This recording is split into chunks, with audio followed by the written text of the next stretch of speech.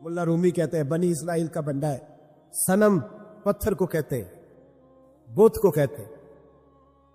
बुत के सामने खड़ा है और सारी रात कहता या सनम या सनम या सनम, ऐ पत्थर ऐ बुत, सारी रात पुकारता रहा। रात गहरी हो गई, नींद का गलबा थक गया, सोने के करीब आया तो गलती से मुंह से निकल गया या समद, या सनम की जगह निकल गया। रब करीम ने फरमाया जिब्रील दौड़ के जा, जो मांगता इसे दे दे। हजरत जिब्रील अर्ज करते हैं मौला भूल के तेरा नाम ले रहा है, भूल के ले रहा है। तो रब करीम ने फरमाया चल नाम तो मेरा ही ले रहा है ना, मेरा ले रहा है ना या अल्लाह। वो अल्लाह करीम ने फरमाया झूठे के सामने सारी रात का खड़ा है, सारी रात का पुकार रहा है, उसे कुछ नहीं मिला तो सच्चे का नाम लिया है। अगर मैं भी कुछ ना दूं और बुत में और मुझ में फर्क क्या रह जाएगा। जा जो मांगता है झोली भर के दे, नाम तो लिया है ना। ओ भाई तू बहाना तो बना दा, आ तो सही ना, तू यहां आ जा, पहुंच जा, आ जा, बस बैठ जा। उसकी बारगाह नाम में हाजिर को होना तुझे फुर्सत ही नहीं। तू यारों के लिए टाइम निकालता है, बाजारों के लिए टाइम निकालता है, गलियों के लिए टाइम निकालता है, चौकों चौराहों के लिए टाइम निकालता है, हफ्ते में एक दिन होटलिंग के लिए भी जाता है, लेकिन कभी छुप के दो नफलों की तुझे तौफीक नहीं होती। और मैं कई दफा कह चुका हूं, जिस बंदे को बगैर इबादत के रिज़्क ज्यादा मिलने लग जाए उस पर आजमाइश होती है रब करीम की। अल्लाह फरमाता है इसको पैसे दो, इसे आने ना देना, इसको को चल पैसे दौड़ जा। लोग समझते हैं मैं बड़ा ज़हीन व अक्लमंद हूं, देखो मैं अपनी होशियारी से चालाकी से आगे निकल गया। तो आजमाइश है, ये तो आजमाइश है रब करीम की तरफ से, ये तो उसकी खुफिया तदबीर है। मेरे भाई उसकी बारगाह नाज तक जो आ गया, आने तो हमारी जिम्मेदारी है कि नहीं, फिर उसकी रहमत आगे बढ़ के इस्तकबाल कर लेती है। फिर अल्लाह का फजल उसको थाम लेता है उस बंदे। मेरे हबीब करीम सैयद आलम सल्लल्लाहु अलैहि वसल्लम ने फरमाया अल्लाह ने अपनी रहमत के 100 हिस्से किए। हुजूर फरमाते हैं एक हिस्सा अल्लाह ने दुनिया में नाजल किया। कितना? एक हिस्सा। फरमाया ये जो माँ बेटे से प्यार करती है, बाप बेटे के लिए मजदूरी करता है, ये जो बहन भाई के लिए रोती है, ये जो बीवी शौहर के लिए दुआ मांगती है, ये जो बच्चे माँ बाप से प्यार करते हैं, फरमाया ये उस एक रहमत का नतीजा है, एक रहमत का नतीजा। तो सहाबा कहने लगे या रसूलल्लाह वो 99 किधर है? नबी पाक ने फरमाया रब करीम ने संभाली हुई है, कयामत के दिन तुम्हें अता फरमाएगा। हजरत हबीब अजमी रहमतुल्लाह अलैह फरमाते हैं मैं सूद का कारोबार करता था तौबा करने से पहले। कई दफा मैंने तौबा की थी, लेकिन मेरी उस तौबा के अंदर सदाकत नहीं होती थी। मेरा दिल भी गवाही देता था कि ये ना बहुत सारे बंदे कहते हैं आइंदा नहीं करता, आइंदा नहीं करता, वक़्त टपाते हैं। जिस तरह बंदों को धोखा देते हैं, इस तरह माज़ अल्लाह तौबा भी इसी तरह की करते हैं, लेकिन बाद में दोबारा उसी डगर पर चल निकल पे जिसमें पहले होते हैं। आप फरमाते हैं मैं कई दफा तौबा करता था तो तोड़ देता था। आज मैंने तौबा की। किस तरह की? सूद का मैं धंधा करता था तो मैं सूद के पैसे लाया, गोश्त पकने को दिया बीवी को सूद के पैसों का। यहाँ बीवी ने हनिया चढ़ाई, थोड़ी देर गुजरी तो वो सारा गोश्त खून बन गया। मेरी बीवी उठा के लाई, कहने लगी ले जा ये जो तू गरीबों का खून निचोड़ के लाया था ना, ये खून बन गया, खुद भी पी और औलाद को भी पिला। कहते मैंने सच्ची तौबा का फैसला किया। आज मैंने पहले मैं सच्ची तौबा का इरादा नहीं कर, आज सच्ची तौबा का फैसला किया और मैं निकला हजरत हसन बसरी के पास गया, उनकी बैत हुआ, तौबा की, उन्होंने मुझे अमाल बताए खरी तौबा का। कहते जब तौबा के लिए घर से निकला तो छोटे छोटे बच्चे खेल रहे थे। एक बच्चा कहता हट जाओ बहुत बड़ा सूदिया है, इसका साया भी पड़ गया तो हमारे अंदर नहुसत आ जाएगी, पीछे हट जाओ, सूद का धंधा करता है। कहते मुझे और चोट लगी कि या अल्लाह तेरी छोटी छोटी मखलूक भी ये समझती है। कहते मैं तौबा करने गया तो खरी तौबा करके आया, हज़रत हसन बसरी के पास रो रो के तौबा की। मैं वहां से वापस आया तो बच्चे भी खेल रहे थे। कहते वो बच्चा जो पहले बोला था कि पीछे हट जाओ बड़ा सूद वाला है, नहुसत पड़ जाएगी, वो बच्चा फिर आवाज देके कहने लगा दोस्तों पीछे हट जाओ, रब करीम का वली आ रहा है, अल्लाह का बंदा आ रहा है, कहीं ऐसा ना हो हमारे पैरों से गर्द उड़े और इस वली के ऊपर पड़े और इसकी तौहीन हो जाए, अल्लाह हमसे नाराज ना हो जाए वली की तौहीन करके, पीछे हट जाओ। आप फरमाते मैंने तड़प के आसमान की तरफ देखा और मैंने कहा या अल्लाह मुझे समझ आ गई है कि खरी तौबा क्या होती है, सच्ची तौबा, असल तौबा क्या होती है। झूठ मूठ की तौबा न करे। कुछ चीजें ऐसी होती है بزرگ کہتے ہیں جو کتابوں سے نہیں ملتی صرف سینوں سے ملتی ہے. کورس تو فقط لفظ ہی سکھاتے ہیں, یہ آدمی ہے جو آدمی بناتے. میں نے کہا صاحب یہ سمجھ نہیں آئی کہ یہاں بھی صاحب وہاں بھی صاحب. کہنے لگے جی کس طرح؟ میں نے کہا جی یہاں قبر میں بھی سوالوں کے جواب اور پھر قیامت میں بھی. مجھے کہنے لگے جاؤ امام راضی کی تفسیر اٹھا کے لاؤ. میں تفسیر ان کے سامنے لا کے رکھی تو کہنے لگے یہ سیدنا یوسف علیہ السلام کا واقعہ ذرا دیکھو تفسیر یوسف میں. اس میں ایک عجیب بات لکھی ہے. حضرت یوسف علیہ السلام کے زمانے میں قحط ہو گیا. جناب یوسف علیہ السلام نے, کیونکہ آپ اللہ کے نبی سے پہلے سے جان گئے قحط ہوگا, تو حضرت یوسف نے گندم پہلے سٹاک کر لی تھی بہت زیادہ. باقی علاقوں میں جب قحط پڑا نا, اب سب لوگوں نے مصر کی طرف رجحان کیا گندم لینے کے لیے. تو حضرت یوسف علیہ السلام نے نا خیر کے دروازے پر بندے کھڑے کر دیے. فرمایا جو بندہ آئے نا اس سے 2 سوال پوچھنا. جو آئیں گے لوگ گندم خریدنے, جو آئے 2 سوال پوچھنا. ایک پوچھنا کہاں سے آیا ہے, اور ایک پوچھنا لے کے کیا آیا ہے. ایک پوچھنا سمجھ آ رہی ہو بات, اور دوسرا پوچھنا کہ لے کے سونا لے کے آیا ہے, چاندی گندم خریدنی ہے تو کیا چیز لے کے آیا ہے, کہ نقد پیسے لایا ہے. یہ پوچھ لینا. جو آئے 2 باتیں پوچھنا. ایک پوچھنا کہاں سے آیا ہے, اور دوسرا پوچھنا کیا. ایک روایت میں 3 سوال بھی ہیں, لیکن فرمایا پوچھنا 2 سوال ضرور. انتظار تھا نا بھائیوں کا کنان سے آنے والوں کا. فرمانے لگے سب سے 2 سوال پوچھنا. جب کنان والے آئے نا ان سے صرف اتنا پوچھ لینا کہ وہ کہاں سے آئے ہیں. اگر پوچھے نا کنان سے آئے ہیں تو پھر یہ نہ پوچھنا کیا لے کے آئے ہیں, پھر میں جیب میں خود ٹٹول لوں گا وہ کیا لے کے آئے. باقیوں سے 2 سوال. جب میرے بھائی آئے نا, بھائی پانیاں دے ویری ہوں تے بھائی پانیاں دیا باواں. جب میرے بھائی آئے تو ان سے یہ نہیں پوچھنا کہ وہ کیا, بس یہ پوچھنا کہ کہاں. اتنی بات پوچھنا, باقی میں پوچھ لوں گا. آپ فرمانے لگے رب بھی فرشتوں سے کہتا ہے تم قبر میں نا میرے بندوں سے زیادہ سوال نہ کرنا, بس یہ پوچھ لینا مجھے مانتے ہیں, میرے نبی کو مانتے ہیں. قبر میں تم اتنے سوال پوچھ لینا, باقی لے کے کیا ہے وہ میں خود ہی پوچھ لوں گا. فرشتوں کے سامنے رب کریم اپنے بندے کو بے آبرو کرنا. بس تو یہ بتا دے اللہ رسول کو مانتا ہے کہ نہیں. باقی جو تیرا حساب کتاب ہے نا, اللہ فرماتے ہیں میں قیامت میں کر لوں گا, میں پوچھ لوں گا اس کا کیا علاج کرنا ہے. بس تم اتنا بتا دو مجھے مانتے ہو, میرے رسول کو. میرے بھائی میرے نبی کریم علیہ السلام فرماتے ہیں جو بندہ توبہ کرنے والا تھا, اللہ کی بارگاہ میں آنے والا تھا, بار بار توبہ کرتا تھا, احساس رہتا تھا, اسے احساس تھا, آیا کرتا تھا, پھر بھی غلطیاں ہو گئی, قیامت کے دن رب کریم اپنے فضل کی چادر اس پہ ڈالے گا, فضل کی چادر ڈالے گا, اور رب کریم اس سے پوچھے گا یہ گناہ کیا تھا. اور نبی پاک فرماتے ہیں اس نے بڑے بھی گناہ کیے, اللہ چھوٹے چھوٹے گناہوں کے بارے میں پوچھے گا. یہ غلطی تھی, یہ گناہ, بندہ ڈر رہا ہے, وہ کہہ رہا ہے پتہ نہیں سزا کیا ملے گی, کیونکہ دنیا میں بھی ڈرتا رہا, یہاں بھی ڈر رہا ہے. شرط یہ ہے کہ احساس والا ہو, آتا رہو. پھر بھی غلطیاں ہو گئی, خیال کرتا تھا, محنت کرتا تھا, نیک ہونے کی جدوجہد کرتا تھا, پتہ نہیں رہ گئی. یہ گناہ کیا تھا یا اللہ بھول گیا تھا, یہ گناہ کیا اللہ مجھ سے غلطی ہو, یہاں بھی کیا تھا یا اللہ غلطی ہو گئی. نبی پاک صلی اللہ علیہ وسلم فرماتے چھوٹے چھوٹے گناہ اللہ دکھا رہا ہے, اور اس سے کہہ رہا ہے یہ کیا تھا, مانتا جا رہا ہے. رب کریم فرماتا ہے پتہ ہے میں تیرے ساتھ کیا کرنے والا ہوں. ٹانگیں کانپ گئی, یا اللہ پتہ نہیں. فرمایا میں تجھے ان گناہوں کے بدلے نیکیاں دینے لگا ہوں, ان گناہوں کے بدلے نیکیاں. نبی پاک فرماتے فٹافٹ ہی بول پڑا, کہنے لگا یا اللہ میں نے تو بڑے بڑے گناہ بھی کیے, اگر تو نے گناہوں کے بدلے نیکیاں دے دیا تو میں نے یا وہ دوسرے کدھر ہیں.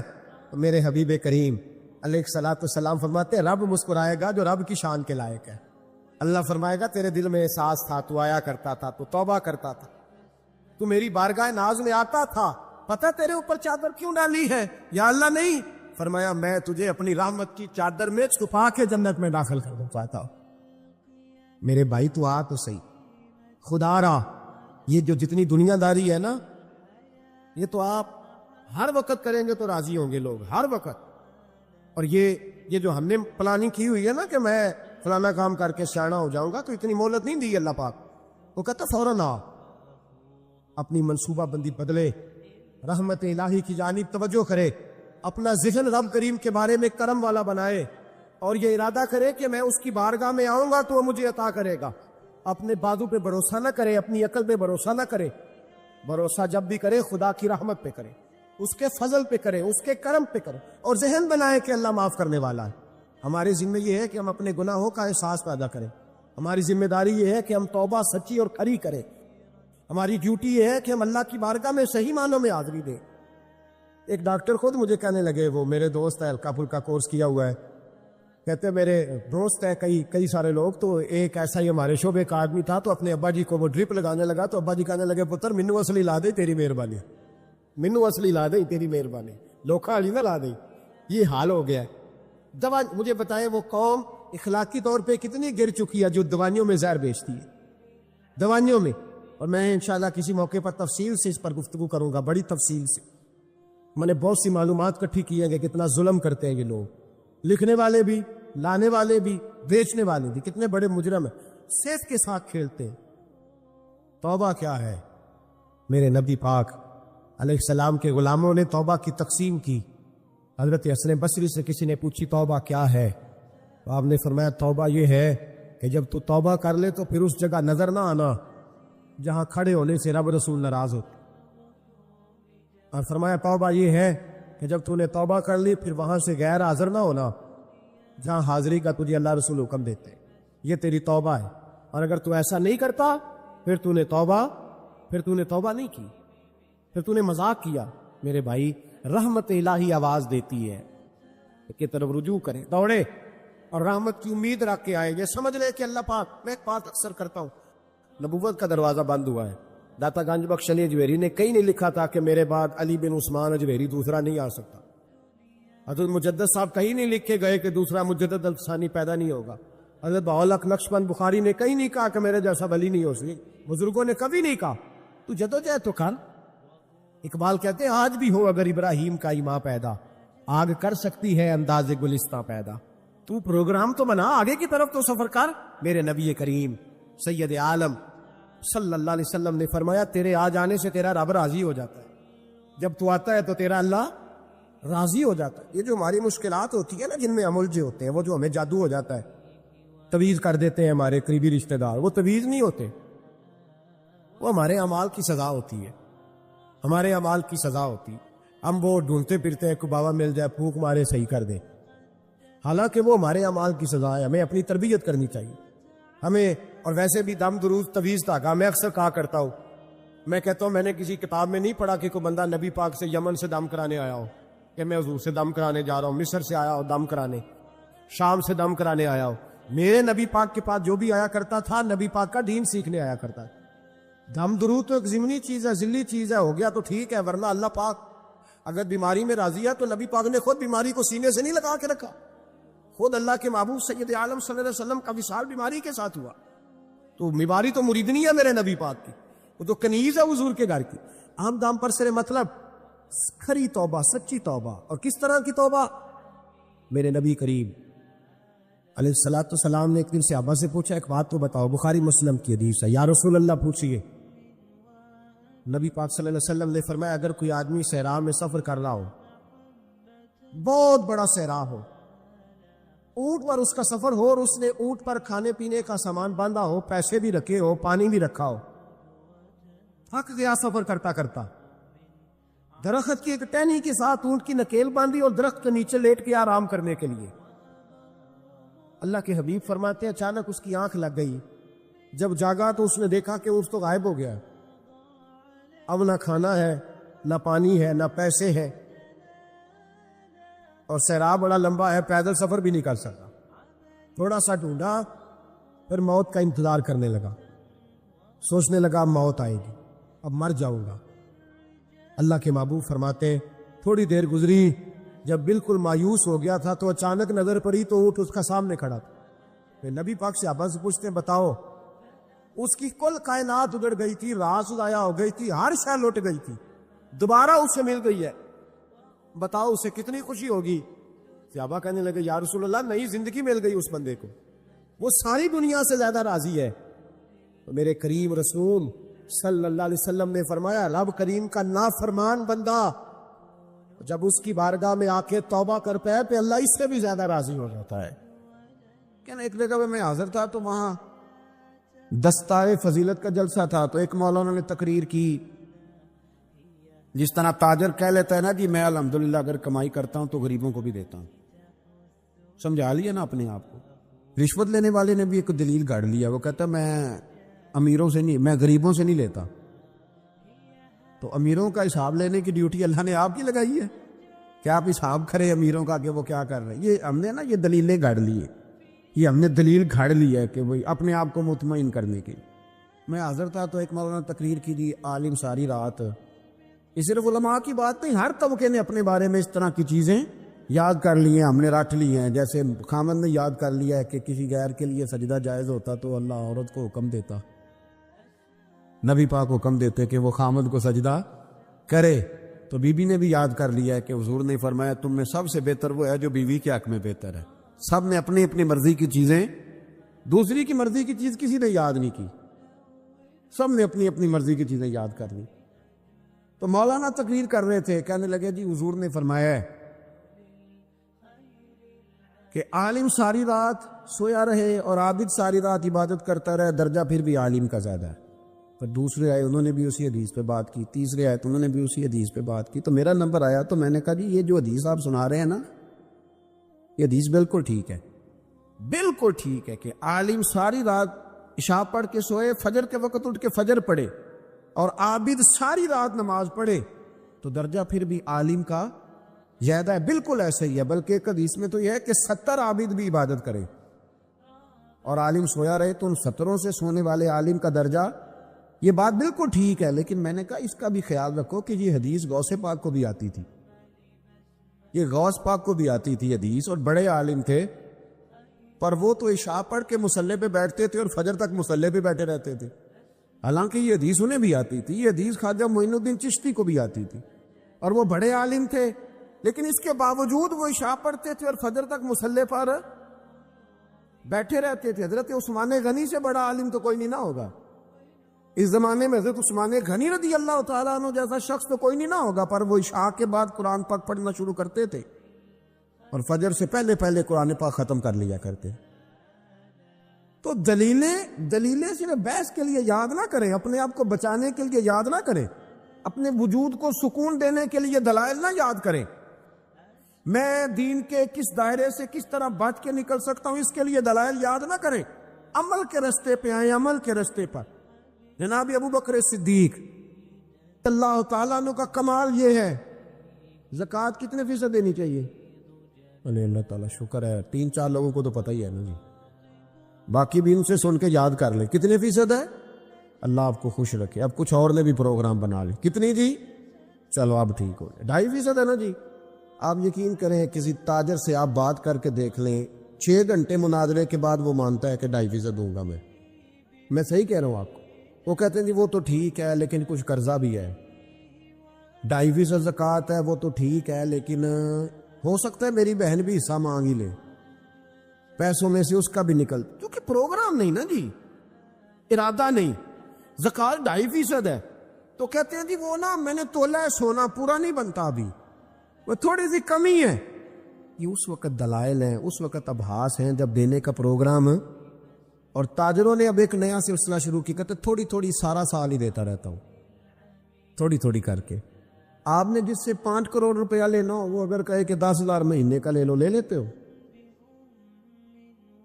ہمارے فقہاء نے تو یہ لکھا ہے کہ جب زکوٰۃ دو نا تو ایک آدمی کو ساری دو۔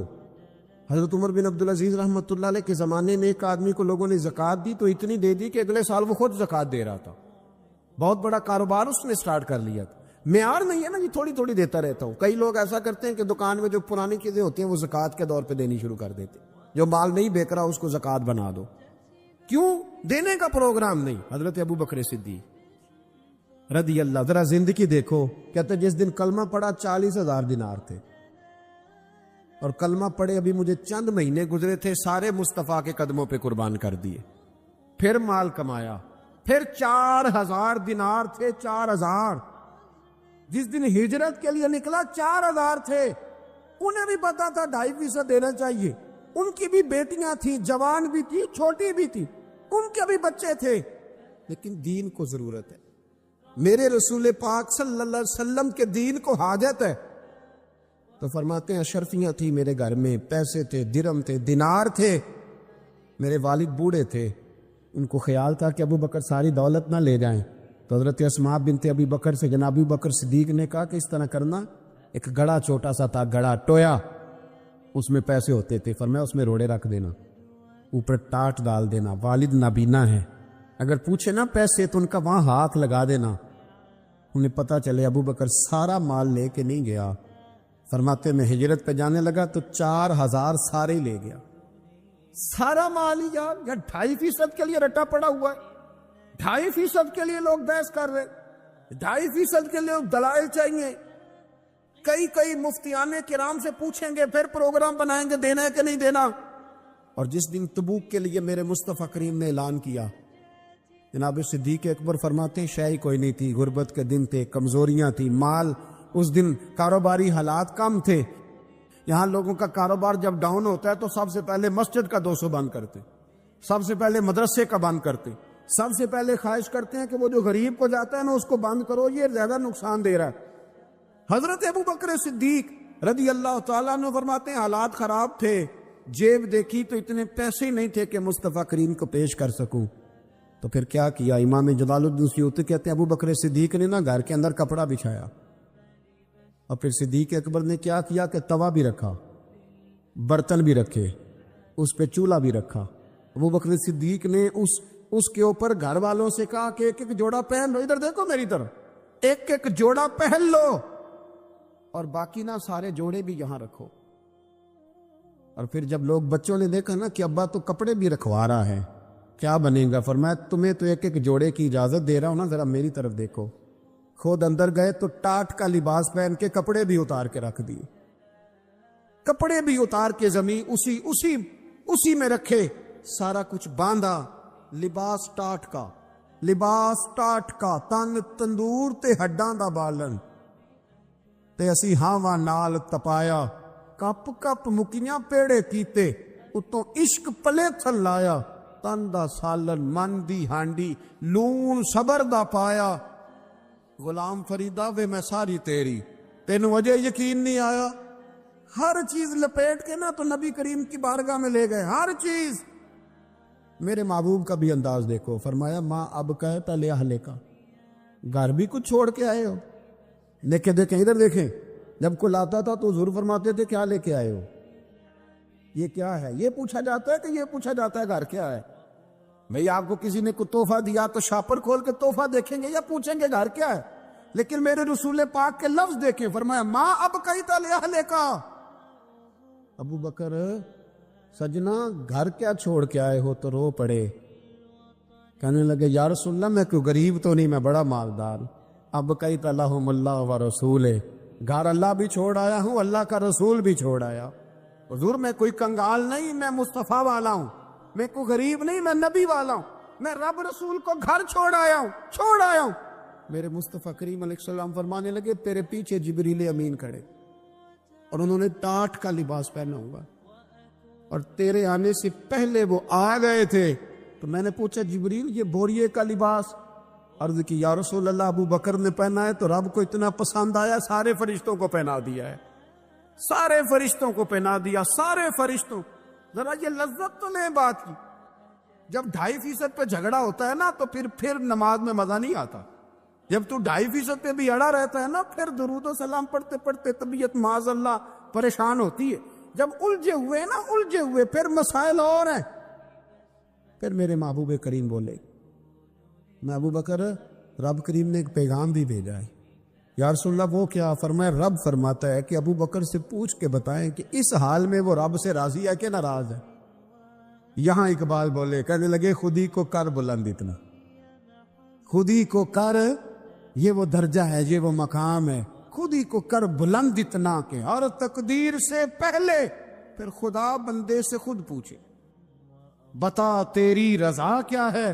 فرمایا رب پوچھتا ہے آپ راضی ہیں کہ ناراض ہے؟ تو پھر ابو بکر صدیق بھی کھول کے روئے، کہا یا رسول اللہ میں کل بھی اپنے رب سے بڑا ہی راضی تھا، میں آج بھی اپنے رب سے بڑا ہی راضی ہوں۔ یہاں لوگ لے کے بھی نہیں راضی ہوتے، ابو بکر سارا کچھ دے کے بڑے ہی راضی ہے، سارا کچھ دے کے۔